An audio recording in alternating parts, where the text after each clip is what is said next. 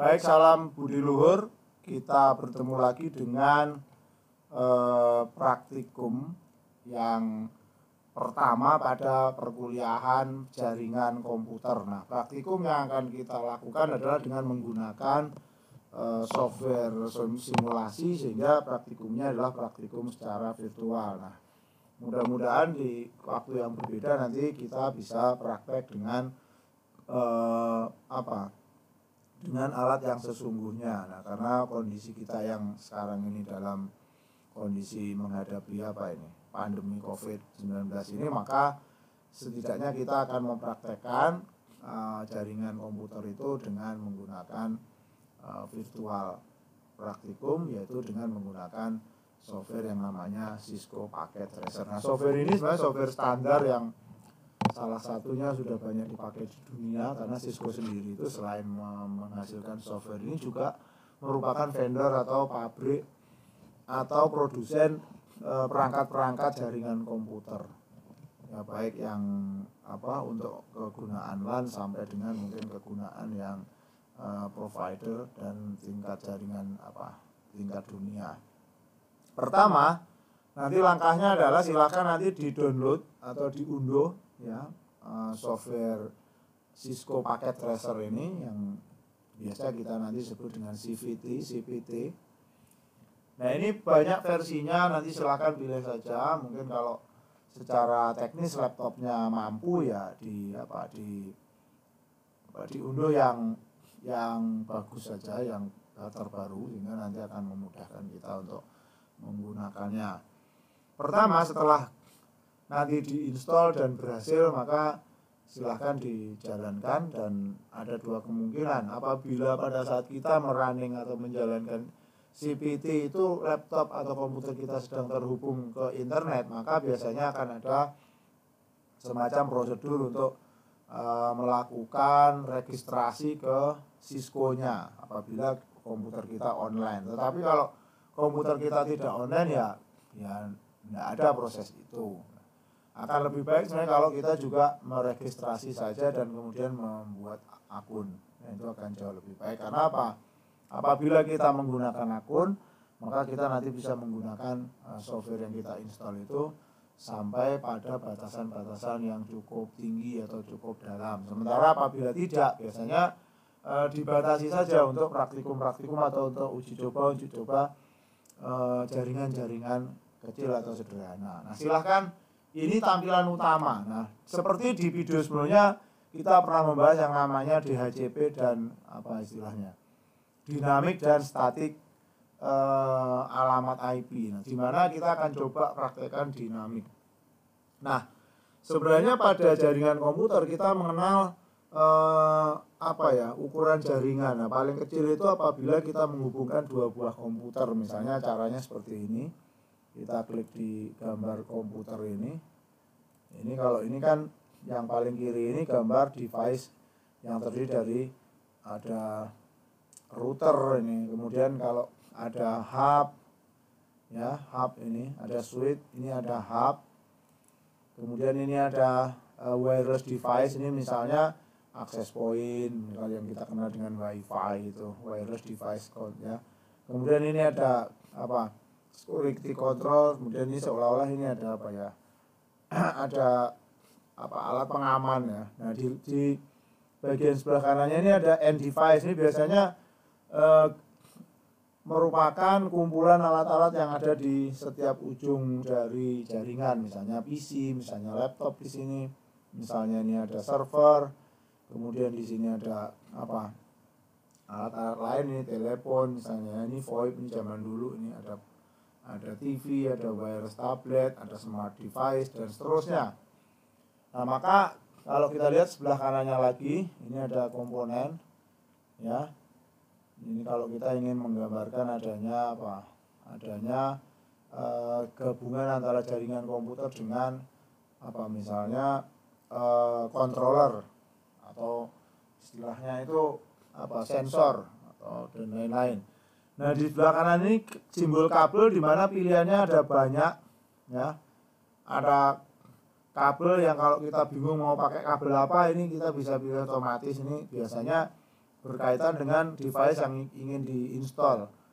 Umpamanya kalau ada komputer hanya 2 nanti, kemudian tidak terhubung dengan komputer yang lain, hanya dihubungkan 2 komputer saja, maka pilihannya yang paling sederhana ya kita hubungkan 2 komputer itu dengan metode apa? Peer to peer gitu misalnya, atau P2P, P2P gitu. Ini ambil kita contoh. Karena kalau 2 ya langsung aja komputer ke komputer. Tapi kalau komputernya 3, maka nanti butuh apa? Alat namanya switch. Kenapa? Itu dengan catatan kalau topologinya adalah star. Nah, kira kalau saya punya 2 komputer misalnya seperti ini, saya ambil nih komputer ini namanya PC 0, kemudian ini PC 1. Nah, kalau kita hubungkan dengan kabel, kalau kita bingung misalnya nah, di dalam PC ini ya kabelnya ini pokoknya diklik aja begitu. Nah, pada dasarnya ini kalau kita lihat nanti sebenarnya apa? Kemudian kita beginikan lagi. Kita lihat warnanya hijau ini. Maka ini otomatis. Ini gambar ini adalah menjadi gambar apa? Garis putus-putus yang sebenarnya terjemahannya ini gambar yang ini. Artinya ini kabel apa? Kabel UTP yang dikerimping dengan RJ45 karena di sini adalah terhubung melalui Ethernet card atau fast Ethernet card. Maka ini kabelnya kabel LAN UTP yang terhubung ya antara 2 komputer di mana di ujung-ujungnya dikerimping dengan metode crossover. Ini kalau ini garis-garis. Sementara kalau yang hitam tidak garis-garis atau putus ini berarti ini apa? Straight. Nah, kalau misalnya hanya 2 komputer dihubungkan secara langsung, setelah kita pilih otomatis ternyata diberikan kabel crossover. Kalau diganti dengan yang straight apa mau? Nah, ini kita lihat. Kita hapus dulu. Nah, ini misalnya saja ini masalah kabel. Oh, saya pakai ini nih, suka yang ini misalnya. Ini straight ya, gerimpingnya straight. Nah, ini secara prinsip kalau terjadi apa? Reaksi dengan apa ini kabelnya ditandai warna merah ini berarti memang tidak bisa dipakai kabel ini. Kenapa? Karena ini menghubungkan 2 komputer dengan menggunakan kabel UTP ya, UTP kabelan UTP yang harusnya menggunakan apa? Topologi star, di mana kalau langsung satu komputer ke komputer yang lain apabila gerimpingnya atau RJ45-nya konektornya itu dikerimping dengan cara apa? Dengan cara straight, itu memang harusnya tidak boleh. Jadi kalau misalnya mau bener ya bagaimana? Ya begini aja, walaupun nanti di dunia nyata bisa saja. Loh Pak, kalau ternyata saya punya kabel sudah saya kerimping dengan apa? Straight, kok bisa juga dipakai di dunia nyata? Langsung saya hubungkan 2 komputer, dihubungkan langsung dari komputer-komputer tanpa menggunakan switch yang biasanya disebut dengan istilah peer to peer. Ya memang di dunia nyata memang sudah berkembang, tapi prinsipnya ya memang tidak boleh. Nah, di dunia nyata bagaimana? Ada saja dua buah komputer mau dihubungkan dengan menggunakan apa? Switch atau langsung, maka bisa dipakai kabel baik cross maupun apa? Maupun straight. Iya, di dunia nyata bisa. Kenapa? Karena alat yang dikembangkan oleh vendor-vendor itu sudah berkembang pesat sehingga prinsip-prinsip seperti ini misal didatasi oleh perangkat itu. Mau peer to peer dikasih strike oke saja, atau sebaliknya mau pakai apa, mau pakai start dikasih cross juga mau misalnya, dan seterusnya. Nah, gambar titik hijau ini menggambarkan bahwa secara prinsip, secara fisik dua perangkat komputer ini sudah terhubung. Nah, untuk membuktikan bagaimana bahwa ini terhubung, ya kita uji saja. Kita mengirimkan sesuatu pesan dari PC 0 ke PC 1 misalnya. Di mana PC 0 ini kalau kita lihat ini gambarnya ini. Nah, di sini kalau kita perhatikan, di sini belum kelihatan adanya alamat IP. Ini IP not set. Kemudian IP 6 juga not set, ya. Sementara di paling kanan ini alamat mesin, mesin address, ya. Nah, sama di komputer 01 juga sama. Artinya apa? Secara fisik dua komputer ini terhubung, ya terhubung. Tetapi secara logik belum saling kenal. Kalau kita si A, si komputer 0 mau ngirim sesuatu ke komputer 1, apakah sudah bisa diterima? Ini kita coba begini dari sini ke sini.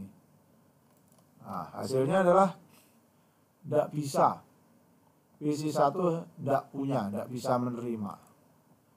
Nih, saya ulang lagi, kita ulang lagi. Sebaliknya itu hasilnya. PC 0 has not functional port. Portnya tidak berfungsi. Jadi ini ibarat ada dua orang bertemu di jalan atau lewat di jalan yang sama atau naik pesawat yang sama. Tapi karena tidak kenalan, tidak tahu nama, tidak apa-apa, ya sudah diem aja. Yang satu nanya, yang satunya juga tidak dijawab, tidak kenal gitu. Kira-kira seperti itu. Nah, supaya kenal bagaimana? Ya supaya kenal tadi diberikan alamat IP. Alamat IP bisa bagaimana? Bisa otomatis, bisa statis atau manual. Kalau mau otomatis bagaimana? Kita coba. PC 1 kita klik, maka akan muncul ini. Ini namanya menu setting. Nah, bagaimana? Kita pilih ke config boleh. Ya, config ini boleh nih. Nih, di sini kita pilih DHCP gitu juga boleh. Nanti otomatis. Atau kita ke desktop, banyak pilihannya nih. Kalau ke desktop pilih mana? Pilih IP konfigurasi. Klik, terus dirubah dari statik, diklik aja menjadi DHCP. Klik begini. Dimana cukup IP versi 4, yang IP versi 6 tidak usah dirubah nih. Biarkan saja karena ini belum dipakai. Maka dalam waktu sekejap, maka CPT-nya atau seolah-olah komputernya membuat alamatnya dia sendiri. Ini hasilnya 169 alamat IP-nya otomatis, 254, 174 dan .236. Nah, ini menggambarkan apa? Ya, ini sebenarnya IP yang kelasnya masih kelas cukup tinggi. Kenapa? Karena ini subnet masknya masih 255.255.00. Artinya ini pasti bukan C. Ini bisa A, bisa B. Setidaknya B. Ini kelas B. Kelas A, kelas B di mana? Nanti silahkan dilihat di tabelnya yang kita bahas minggu kemarin. Nah, maka komputer 0, PC 0 punya alamat 169, 168, 174, 236. Kita tutup. Maka kalau disentuh di sini muncul itu alamat IP versi 4-nya. 169, 254, 174, 236 garis miring 16. Berarti ada di subnetnya itu, subnet setnya yang ke-16. Nah, kalau yang satu sudah punya alamat, yang satu belum, apa sudah bisa kirim-kiriman data atau sudah berkomunikasi? Kita coba saja dari PC 0 ke PC 1. Ternyata belum mau. Sebaliknya, dari PC 1 ke PC 0. Sorry. Kita ulang. Kita escape. Dari PC 1 ke PC 0. Sekarang kita lihat hasilnya di sini. Ini dia. Sorry. Ternyata diusahakan dikirim tapi gagal hasilnya ini. Antar dari PC 1 ke PC 0. Saya ulangi lagi. Dari 1 ke 0. Dalam progres gagal ini. Nah, supaya bisa bagaimana? Ya dua-duanya harus punya alamat IP. Jadi berat kurang kirim surat ya kalau tidak jelas sama alamatnya gimana nyampainya. Itu. Manggil nama orang kalau bukan namanya pasti tidak noleh, tidak nyaut. Nah, sekarang ini kita berikan yang otomatis. Karena kalau ini otomatis, yang ini juga harus otomatis. Karena kalau ini otomatis ini dibuat manual, nanti tidak ketemu juga. Nah, sekarang kita klik lagi, kita ke desktop, pilihan IP, kemudian kita rubah dari statik ke otomatis. Kita tunggu dapatnya berapa. Dapatnya ya 169.254.169.5. Walaupun kelasnya sama, ini net subnet masknya 255, 255, 00, tapi ini segmennya jauh berbeda. Jadi kalau Anda bandingkan pasti berbeda. Nah, kemudian kita akan coba dengan menggunakan DHCP atau alamat otomatis tadi, apakah dua komputer ini sudah bisa berkomunikasi. Kita uji coba dengan mengirimkan paket dari komputer 0 ke komputer 1. Ini uji coba. Nah, hasilnya adalah sukses. Sebaliknya, dari komputer 1 ke komputer 0. Kita uji coba lagi. Hasilnya sukses. Nah, ini contoh bahwa alamat IP itu memegang peranan penting. Dari sisi koneksi fisik sudah terkoneksi. Buktinya kabel ini sudah berwarna hijau. Tetapi ternyata apabila dua perangkat ini tidak diberikan alamat, ternyata tidak bisa saling berkomunikasi. Nah, itu DHCP yang dilakukan pada konfigurasi peer-to-peer di mana dua komputer dihubungkan langsung. Nah, apabila dalam jaringan itu ada lebih dari dua komputer, bagaimana? Nah, kita harus membangun yang namanya topologi selain peer-to-peer, karena peer-to-peer jelas hanya dua bisanya, atau mungkin tiga, tapi dengan catatan satu komputer harus mempunyai dua Ethernet card dan seterusnya. Nah, sekarang kita coba apabila PC-nya ada tiga. Jadi kita buat PC 3 ini. 1, 2, 3. Apabila ada 3 PC ingin dihubungkan bagaimana? Ya berarti harus dengan menggunakan topologi tertentu selain peer-to-peer. Nah, umumnya yang sekarang sering dipakai misalnya star. Kalau topologi star berarti dibutuhkan switch. Nah, maka kita klik yang ini. Kita pilih, di sini ada pilihan switch. Nah, kita ambil yang paling kecil di sebelah kiri ini. Nah ini dia. Kemudian kita hubungkan dengan kabel. Kalau takut salah, ambil yang otomatis aja ini. Ke sini. Kita coba. Nah itu, satu hijau, satu oranye itu berarti bisa. Kalau merah-merah tidak bisa. Kita takut salah. Ya ditentukan oleh CVT-nya. Ya sebenarnya bisa juga kalau kita tahu langsung aja pakai yang ini. Ini juga boleh. Ini. Nah, kita lihat supaya sampai pada warnanya hijau semua. Nah, kemudian berikutnya adalah kalau 3 PC ini walaupun sudah terhubung melalui switch, kita ulang lagi dan nanti kita tunggu warna hijau. Kalau tidak ada alamat IP-nya apakah bisa berkomunikasi? Ya tentu bisa ditebak, hampir pasti tidak bisa. Kita coba saja, ini sudah ada yang hijau, PC 2 tanpa IP dan PC 4 atau PC 3. Kita coba dari 2 ke 3. Ini 2 ke 3. Apa yang terjadi?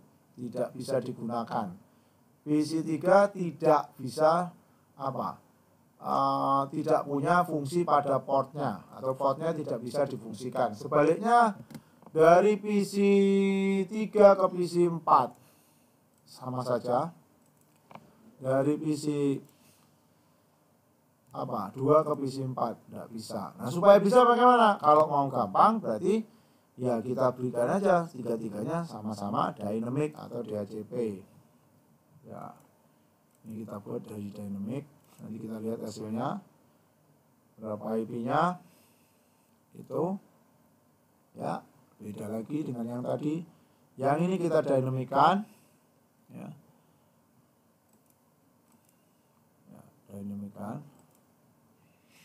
Kemudian kita tunggu dulu. Ya, sudah dapat. Dan terakhir kita buat dynamic juga DHCP. Ini kita buat DHCP. Nah, setelah tiga-tiganya mempunyai alamat IP walaupun otomatis, sekarang kita coba kirim paket dari 2 ke 3. Ini hasilnya dari 2 ke 3 sukses. Dari 2 ke 4. Ini hasilnya dari 2 ke 4 sukses. Kemudian dari 3 ke 4 kita lihat hasilnya. Dari 3 ke 4 sukses. Kemudian dari 3 ke 2 hasilnya sukses. Kemudian dari 4 ke 2 sukses.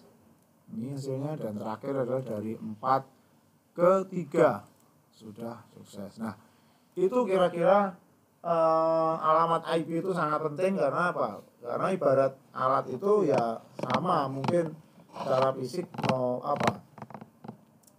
telepon kabel. Kalau zaman dulu itu telepon kabel kita dengan telepon tetangga itu secara kabel terhubung, tapi kalau nomor teleponnya tidak tahu ya enggak bisa. Kita pengen manggil nomor telepon tetangga kita itu nomor berapa sih, atau sebaliknya, kira-kira seperti itu. Nah, demikian kalau untuk khusus praktikum DHCP, maka sementara ini seperti itu. Nanti tolong dipraktekkan, yaitu diunduh software CPT-nya, kemudian praktekkan dengan cara seperti ini, ya.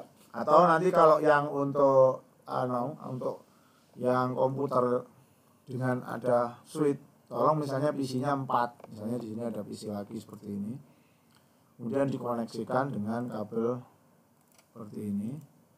Nah, kemudian berikan alamat berikan alamat lagi secara secara dynamic.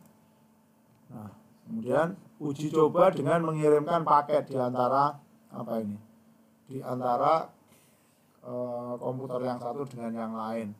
Nah, kemudian terakhir adalah tolong dicatat kalau ada 4, kalau tadi dengan dynamic tadi ada 2 PC yang seperti pertama ini yang peer to peer, nanti dicatat PC yang pertama IP-nya berapa, PC yang kedua IP-nya berapa, dan seterusnya. Ini misalnya kalau yang ini misalnya 169, 254, 169 dan 5, dan juga dicatat subnet masknya. Nah, ini juga akhirnya sudah dapat ya. Nanti dicoba semua hasilnya seperti apa. Nah, dan hasil dari praktikum nanti dicatat dan bagaimana apakah semua paket bisa dikirimkan dengan berhasil. Nah, kemudian untuk dalam minggu ini juga nanti akan ada video praktikum alamat IP tetapi yang statis. Nah, untuk praktikum pertama ini tolong nanti dipraktekkan tentang IP otomatik atau dynamic host ya configuration protokol. Ini untuk praktek pertama untuk minggu yang sekarang, di mana nanti akan ada video praktek yang kedua, dan itu sebagai tugas untuk mengisi nilai UTS. Demikian video praktikum kita. Kemudian semoga bisa diikuti, dan apabila ada pertanyaan nanti tolong ditanyakan di WAG. Demikian sampai di sini dulu untuk video ini. Terima kasih perhatiannya. Dan akhirnya semoga bermanfaat. Salam Budi Lur.